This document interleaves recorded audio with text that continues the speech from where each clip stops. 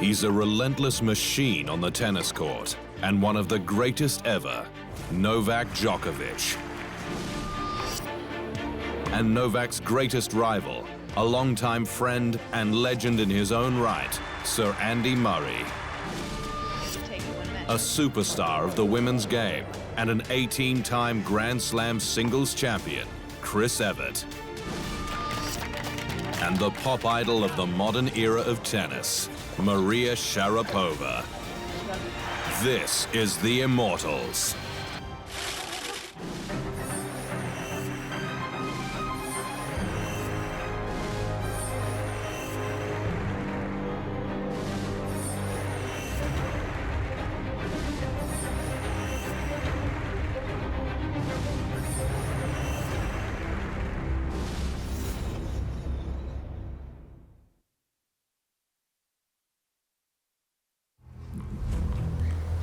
He emerged to break the hold on men's tennis owned by Roger Federer and Rafael Nadal, then created his own vivid story.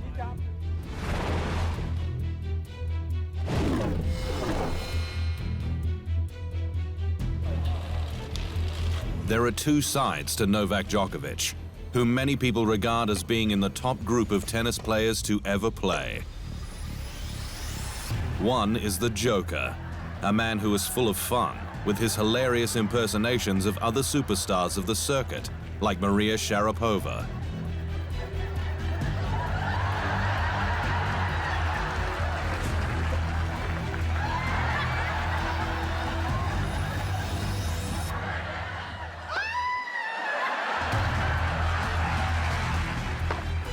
The other is the serious side, the killer competitor, with the greatest return of serve in the history of the game.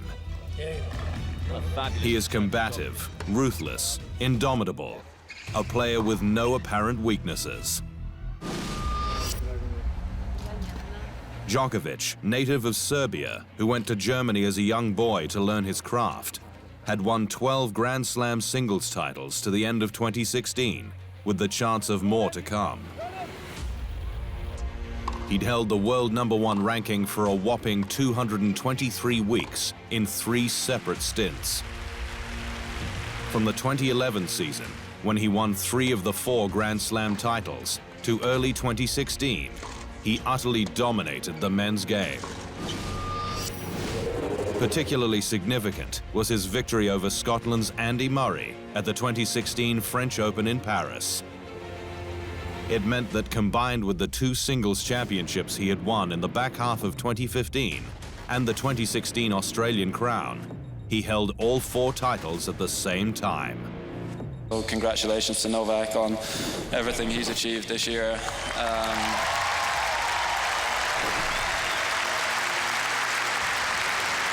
You know, obviously at the time when I lost to Novak in the French Open final, I spoke a bit about it at the time, but to hold all 4 Grand Slams at once, like he did earlier this year, is an incredible achievement, very, very special, and something I don't think we'll see for a long time in the sport.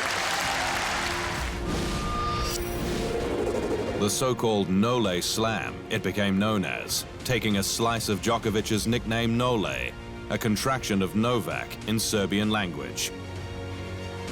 Not even Federer nor Nadal in their pomp had managed to hold all 4 trophies at the same time. In fact, only 2 men, Rod Laver of Australia and Don Budge of the United States, have done it before.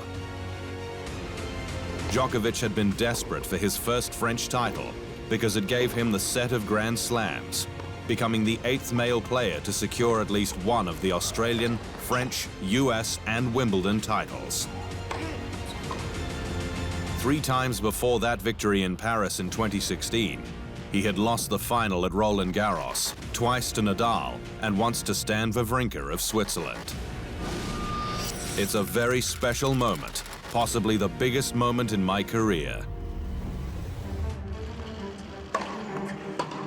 Federer and Nadal, as popular as they are great, and superb ambassadors for their sport, were hard acts for anyone to follow. For Djokovic, who carried a certain pragmatism, it was difficult, and he has never been as loved as the 2 aging legends of the game. but he certainly won their respect and the admiration of the sporting world. In fact, he demanded it.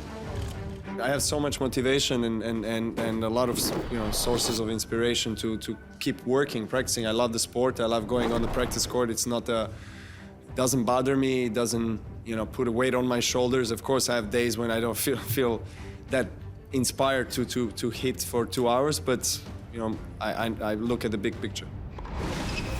Still to come on the Immortals, Novak's breakthrough win in Australia.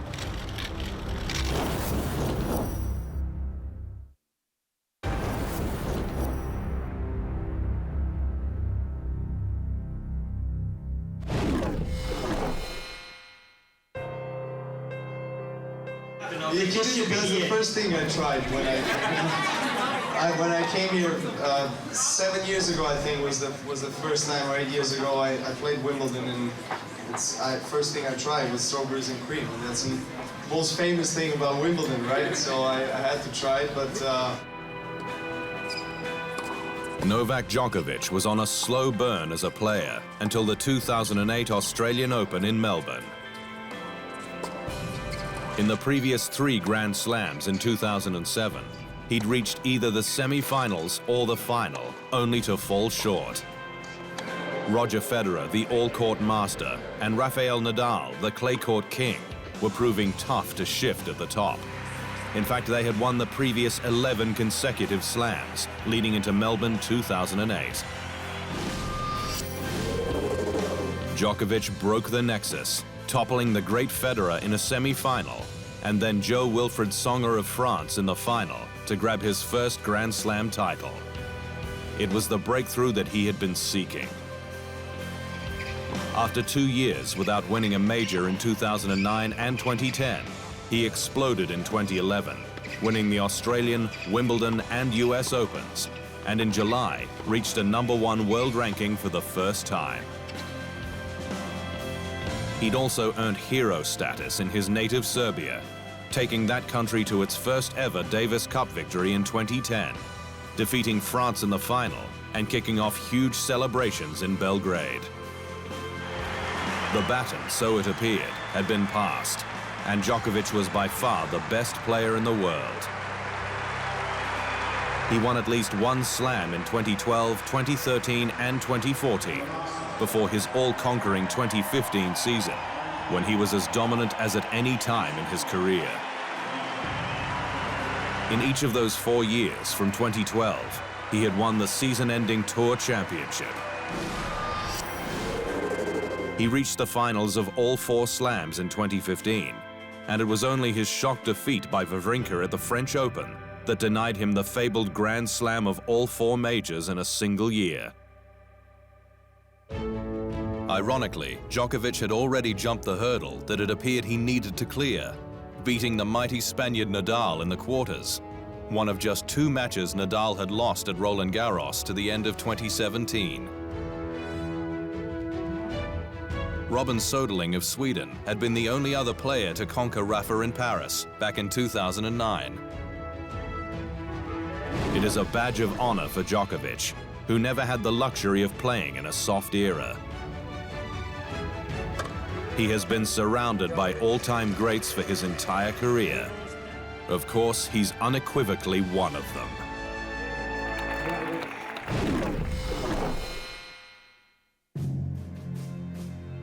These are the tournaments that you always dream of winning, and this is the tournament that count the most in our sport.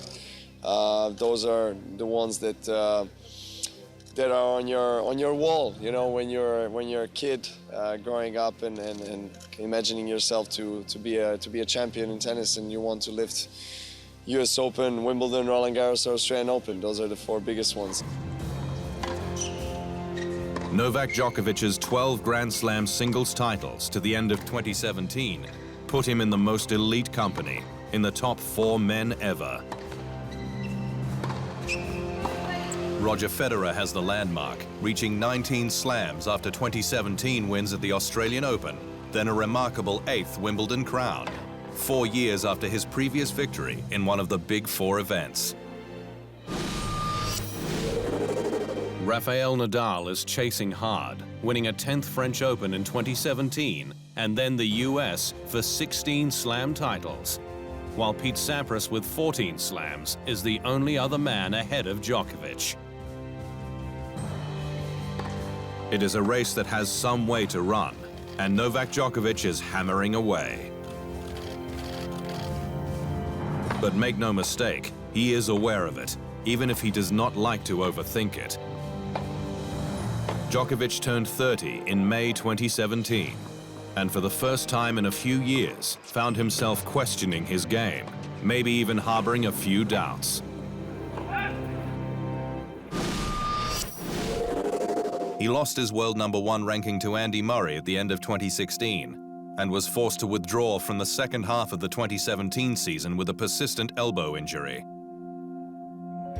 Certainly, it would be a brave or crazy person to discount Novak Djokovic. He's too much of an immortal for that. First and foremost is a passion and love for the sport, and just the joy that I find in playing tennis. That's the reason why I picked up the racket when I was young, and it's the reason why I'm here today with you, because I just enjoy playing it. I love it. Up next, the scrapper from Scotland, Andy Murray.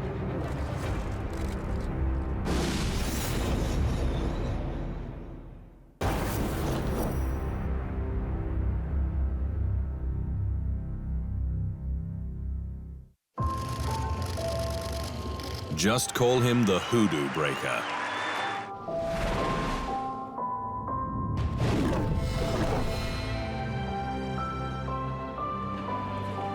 Andy Murray carried a weight that few other players were required to tote.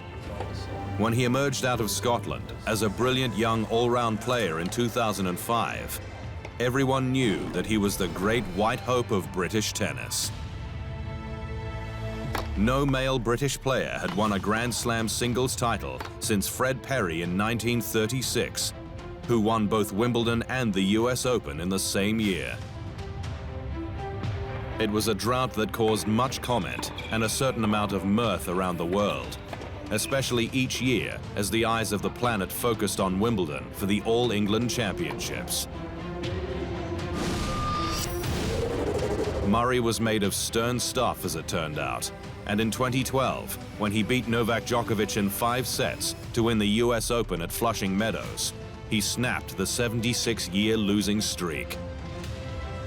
Then the very next year, he also won Wimbledon, breaking a 77-year hoodoo on British male players, beating Djokovic in straight sets in the final, and a nation rejoiced. It had taken Murray more than a decade as a professional, and many near misses. But for these performances alone, he is already an immortal of the game.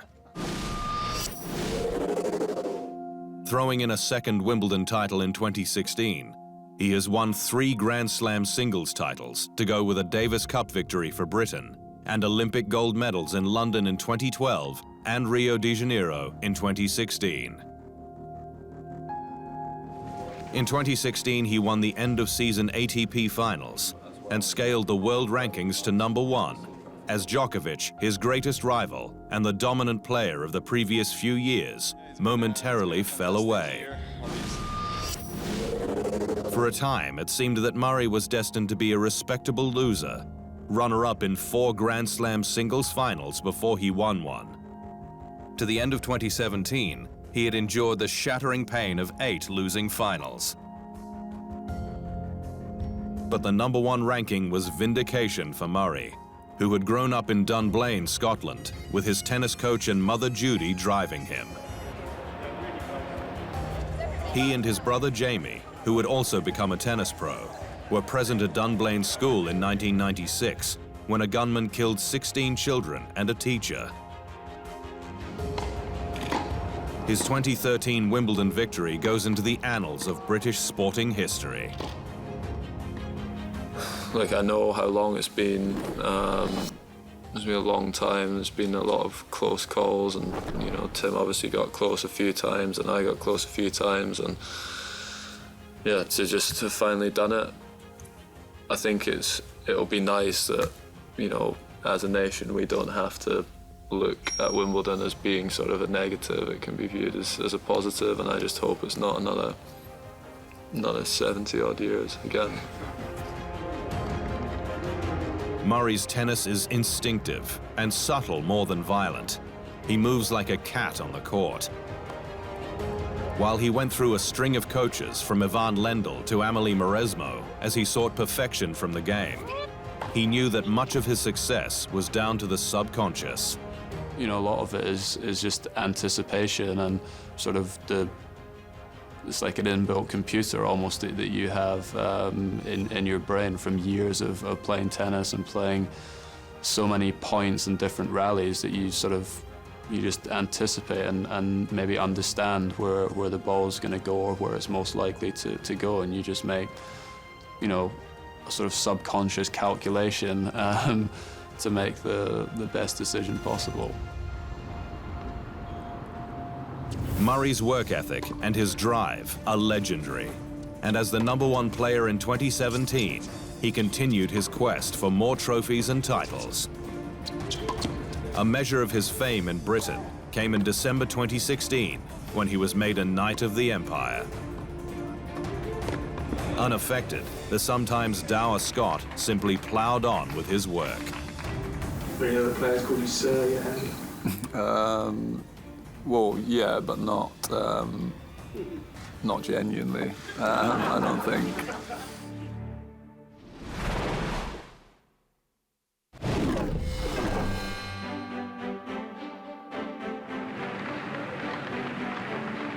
Chris Evert was the ice maiden on the court, a baseliner who kept belting balls back into play without altering her stony expression.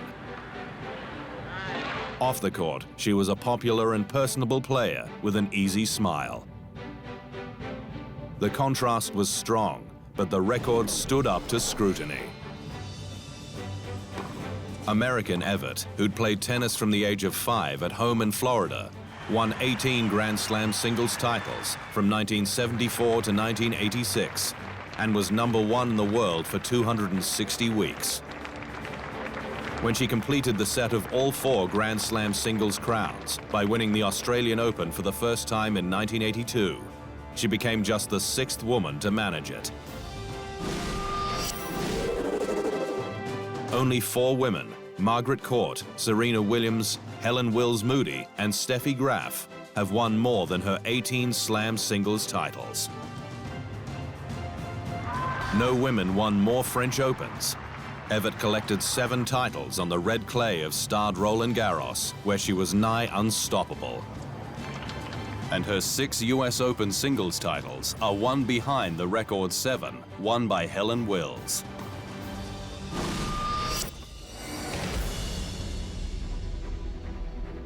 Evert's rivalry with the great Martina Navratilova is part of the rich history of tennis.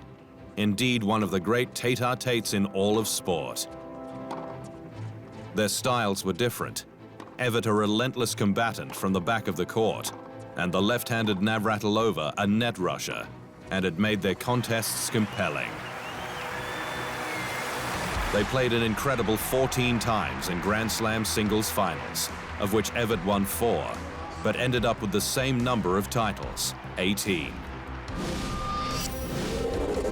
Over 15 years, they met 80 times all up, with Evert winning 37 to Navratilova's 43, and in a whopping 61 finals around the world. Remarkably, the pair won 15 straight Grand Slam singles titles between 1981 and 1985. Such was their dominance. Touchingly, they became firm friends, despite going to mini wars on courts around the planet. Whenever something big happens in our lives, we're in touch immediately. We've got each other's back. Evert certainly held her own, despite acknowledging much later in life that at her best, Navratilova was slightly better. The American's 34 Grand Slam singles finals appearances is a record for men or women, ahead of even the great Roger Federer and Rafael Nadal. Her 90% career singles winning record is the best by any player in tennis history.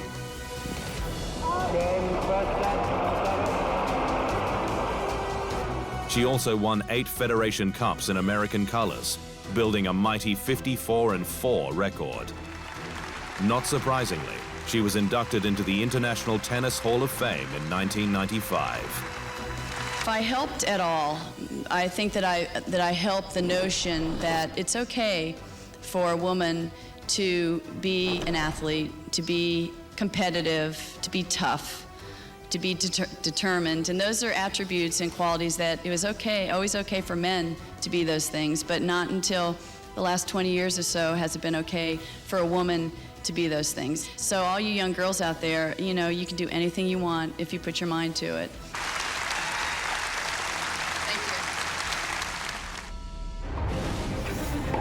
When we return, the modern princess of tennis, Maria Sharapova.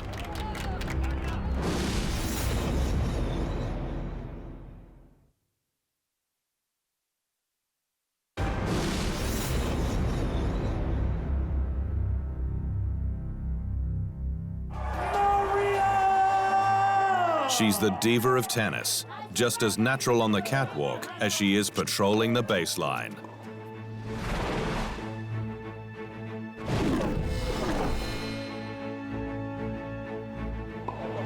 Maria Sharapova had the misfortune of arriving on the tennis circuit around the same time as the Williams sisters. Had she been born in another era, she might have won so much more.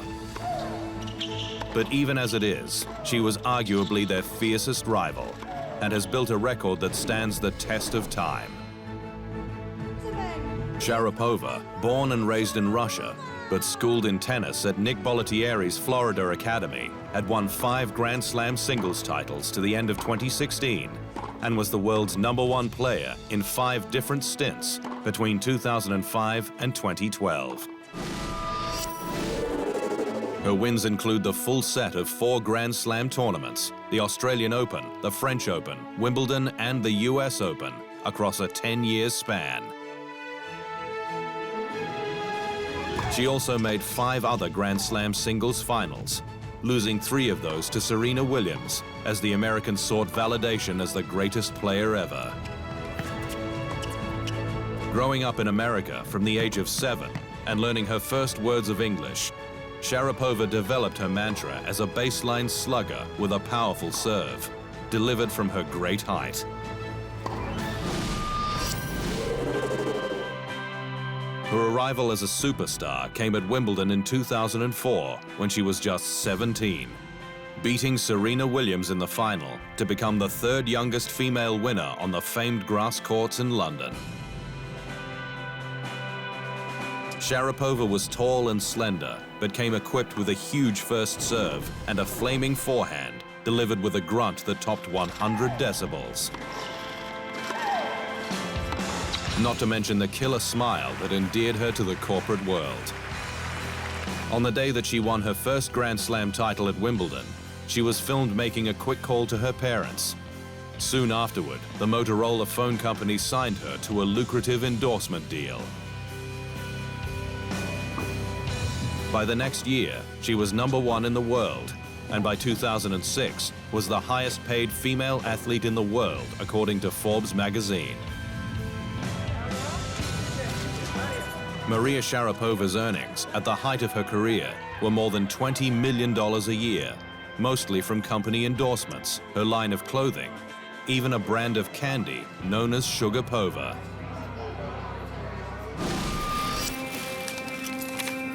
Her one fall from grace came in 2016 when she announced that she had tested positive to the banned substance meldonium and banned for 2 years by the International Tennis Federation.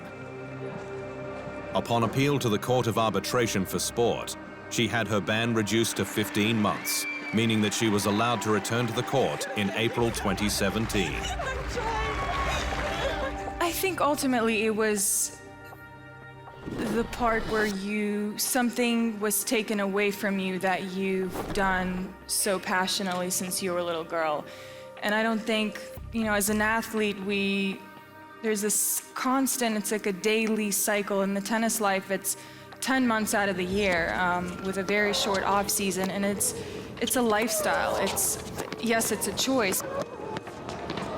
You you always want to end your career or a chapter in your life on your terms and in your voice. Maria Sharapova's return to the sport she loves was not met with universal applause. She had reached 30 years of age, having lost a year at the peak of her powers.